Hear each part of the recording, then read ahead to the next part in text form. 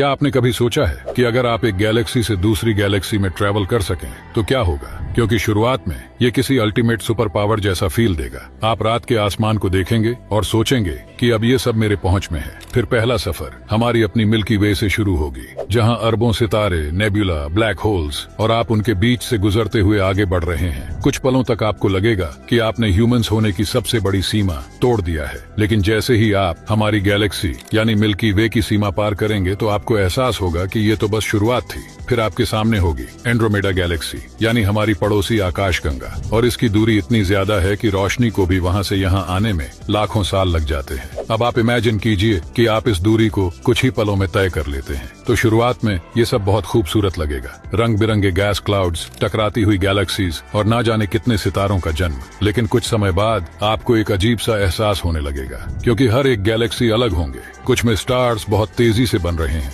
कुछ में सिर्फ अंधेरा ही है, और कुछ में शायद ऐसे प्लैनेट्स भी होंगे जिनमें लाइफ है, लेकिन वो लाइफ इंसानों जैसी बिल्कुल भी नहीं होगी। फिर धीरे धीरे आपको समझ आएगा यूनिवर्स इतना विशाल है कि आपकी मौजूदगी लगभग ना के बराबर है। आप एक गैलेक्सी से दूसरे गैलेक्सी में बड़ी आसानी से घूम सकते हैं, लेकिन कहीं भी आपको पृथ्वी जैसा नहीं महसूस होगा। साथ ही तब तक आप इतने दूर निकल चुके होंगे कि पृथ्वी पर वापस आना लगभग नामुमकिन हो जाएगा। और फिर एक दिन आप किसी ऐसी जगह पहुंचेंगे जहां मौजूद गैलेक्सीज हमारे सोच से भी परे है। फिर आपको धीरे धीरे सब कुछ बहुत अजीब लगने लगेगा, और उस मोमेंट पर आपको एहसास होगा गैलेक्सीज के बीच ट्रैवल करना फ्रीडम नहीं, बल्कि इस बात का सबूत है कि यूनिवर्स